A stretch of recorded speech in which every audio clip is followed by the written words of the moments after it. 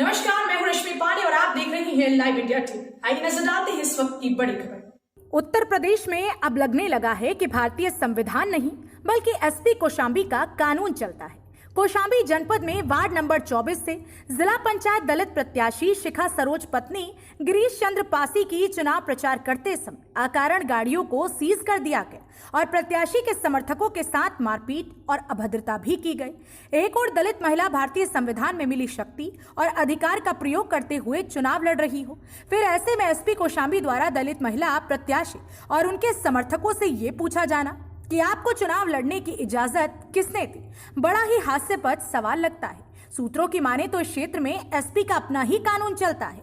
क्या वह भारतीय संविधान को नहीं मानते, जिस संविधान के अंतर्गत एक दलित महिला प्रत्याशी को संविधान चुनाव लड़ने की इजाजत देता हो? फिर उनसे इस प्रकार का सवाल करने का क्या औचित्य है कि आप किसकी इजाजत से चुनाव लड़ रही हैं?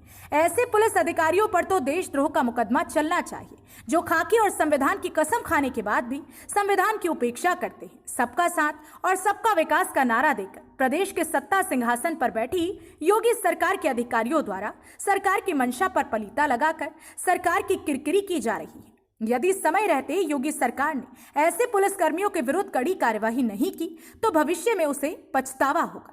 यदि संवैधानिक पद पर रहते हुए लोकतंत्र की मूल आत्मा संविधान की मर्यादा की धज्जियां उड़ाने वाले पुलिसकर्मियों से सख्ती से नहीं निपटा गया तो देश में संविधान की हत्या हर रोज होती रहेगी। कुछ दिनों पहले मेरे को बाई डाक जान से मारने का पत्र मिला था, जिसको मैं संबंधित सभी स्थानीय और उच्च अधिकारियों को यथा से अवगत करा चुका हूँ।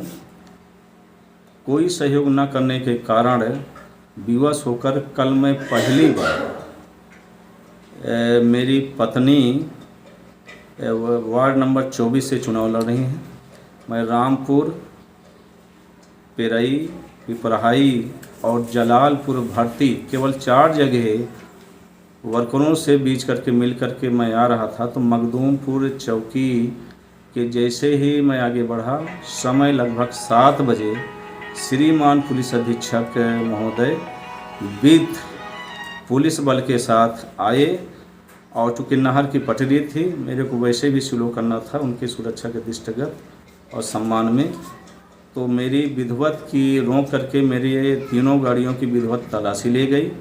1-2 गाड़ी मेरी स्वयं की है और 1 गाड़ी उसी दिन मैं किराए पर लगाया था। तलाशी लेने के क्रम में जब उनको कुछ नहीं मिला तो फिर मेरे से कहे कि किसने कहा तुमको चुनाव लड़ने के लिए? तो मैंने कहा साहब ये कोई गुनाह तो नहीं है मेरा जो है।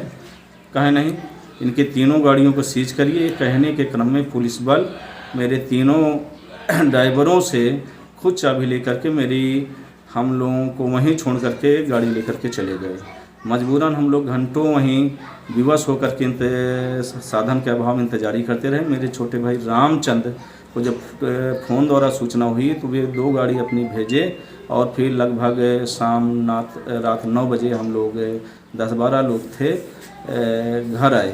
तो ये पुलिस द्वारा जो हम लोगों के साथ एक तरफा ओनली मेरे ही साथ व्यवहार किया जा रहा है, ये दुखद है। चूँकि श्रीमान पुलिस अधीक्षक महोदय पूरे ज़िले के आला अफसर हैं, उनकी कानून व्यवस्था की मेंटेन कानून की नैतिक जिम्मेदारी है। मेरे को लगता है कि ये उनका व्यवहार मेरे ही साथ ऐसा क्यों किया जा रहा है, उचित नहीं है। ये मुझे दुख है और मैं अपनी बात पुनः फिर से मैं संबंधित उच्च अधिकारियों को लिखने का प्रयास करूँगा। क्या नाम है आपका? मेरा नाम गिरीश चंद्र जी।